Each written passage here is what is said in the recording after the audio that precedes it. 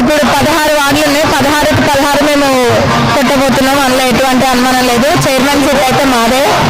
ఇంకా ఎదుటి పగటి కలర్ అంటూ ఉంటారు, అట్లా కననియండి, తప్పేం లేదు. కానీ ఈసారి చైర్మన్ సీట్ మాది. ప్రజలు కూడా గమనిస్తున్నారు ఎవరేం చేసిండ్రు అన్నది. ప్రజాప్రభుత్వం యొక్క ప్రభుత్వంలో ఎటువంటి పథకాలు తీసుకొచ్చినాము, చేస్తున్నాం అన్నది కూడా 200 యూనిట్ల కరెంట్ అయినా, రేషన్ బియ్యం అయినా, రేషన్ కార్డులు, ఆరోగ్యశ్రీ పరిమితిని 5 లక్షల నుంచి 10 లక్షలకు పెంచడము, ఇంద్రమ్మ ఇల్లు, ఇవన్నీ చూస్తూ ఉన్నారు. అట్లనే మహిళలకు వడ్డీ లేని రుణాలు లెక్కలేని వస్తున్నాయి. ఇక్కడ డెవలప్మెంట్ కూడా ఇంకా చేయాల్సింది ఉంది, చేసినవి ఉన్నాయి. అవన్నీ కూడా చూసుకుంటూ ఈసారి కాంగ్రెస్ పార్టీని గెలిపిస్తామని ప్రజల్లో స్పందన రమ్మని నాన్న సవాలు చేసుకున్నాం. వాడు పెద్దలకి, అక్క చెల్లెలకు, అన్నదమ్ములకు, చిన్నలకు, పెద్దలకు అందరికీ కూడా మీ పంజా కల్పనక్క పాదాభి వందనాలు చేస్తూ మీ అందరినీ కోరుకునేది ఒకటే,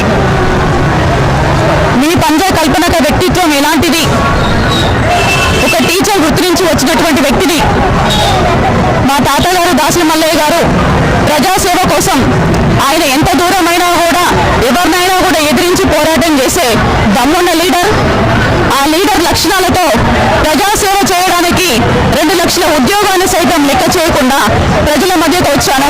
ఈ 6 సంవత్సరాల కాలంలో ఎన్నో పోరాటాలు, ఎన్నెన్నో గొడవలు ఇవన్నీ చూశాను. అయినా కూడా వేటిని కూడా భయపడకుండా, లెక్క చేయకుండా నా లక్ష్యం ఒకటే, మా తాత దాసరి మల్లయ్య గారి ఆశయం కోసం ఇటువంటి ఎన్ని కష్టాలైనా పడడానికి నేను సిద్ధంగా ఉన్నాను. ప్రజాసేవ చేయడానికి నేను సిద్ధంగా ఉన్నాను.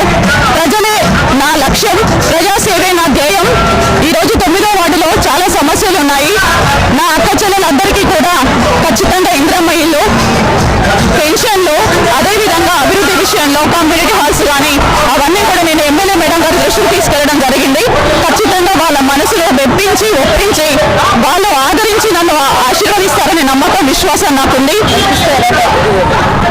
గెలిపిస్తే ఖచ్చితంగా ట్రాన్స్ఫార్మర్ ప్రాబ్లం చాలా మెయిన్గా ఉందన్న. మాకు మా భగత్ నగర్ కూడలిలో ట్రాన్స్ఫార్మర్ అనేది చాలా అత్యంత డేంజర్ జోన్గా మారింది. ఎందుకంటే అక్కడి నుంచి గోశాలకు వెళ్ళే దారి ఉంది. గోశాలకి పశుగ్రాసం కానీ, అదేవిధంగా వినాయక చవితి జరిగినప్పుడు కానీ, వర్షాలు పడ్డప్పుడు కానీ అక్కడ వైర్లను కిందికి వేలాడుతూ అత్యంత ప్రమాదకరంగా ఉంది. ఎప్పుడు ఎవరు ప్రాణాలు పోతాయో అత్యంత భయంకరంగా అరచేతిలో ప్రాణాలు పెట్టుకొని ఉంటున్నారు. నన్ను గెలిపిస్తే ఖచ్చితంగా ఎమ్మెల్యే మేడం గారి సహాయంతో ఒక్క నెల రోజుల లోపల ట్రాన్స్ఫార్మర్ను అక్కడి నుంచి తీసేయిస్తాను అని నా అక్క చెల్లెలందరికీ కూడా నేను మాటిస్తున్నాను. అదేవిధంగా మా అక్క చెల్లెలకి కమ్యూనిటీ హాలు భగత్ నగర్కి ఉపయోగపడే విధంగా, టోటల్ భగత్ నగర్కి అన్ని కులాలు, మతాలు, మా అక్క చెల్లెలు, అన్నదమ్ములకు అందరికీ ఉపయోగపడే విధంగా ఒక కమ్యూనిటీ హాల్ని కూడా ఎమ్మెల్యే గారు మేడం హామీతో ఏర్పాటు చేయించాలని అనుకుంటున్నాం. అదేవిధంగా ఒక ప్రకృతి వనాన్ని ఏర్పాటు చేయించాలనుకుంటున్నాం.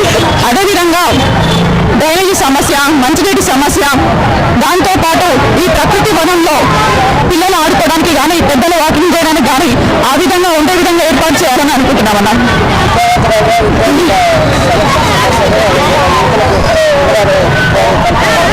తప్పకుండా అన్న. ఇప్పుడు ప్రభుత్వం నుంచి వచ్చేటివే కాకుండా నా సొంతంగా కూడా, ఎందుకంటే నేను ఒక టీచర్ని, ఉపాధ్యాయ వృత్తి నుంచి వచ్చిన వ్యక్తిగా నా ప్రతి కుటుంబంలో, పేద కుటుంబంలో విద్యార్థులకు నా వంతుగా ఏ విధమైన సహాయం చేయడానికే నేను ముందంజలో ఉంటాను. అదేవిధంగా ప్రభుత్వ పరంగా కూడా ఝాన్సీ మేడం గారి తరఫున కానీ, ఎమ్మెల్యే మేడం గారి తరఫున కానీ తప్పకుండా వారి విద్య కోసం, వైద్యం కోసం ఎంత దూరమైనా కూడా వారి కోసం నేను పోరాటం చేస్తానని మీ అందరి ముందు నేను ప్రమాణం చేస్తున్నాను అన్న.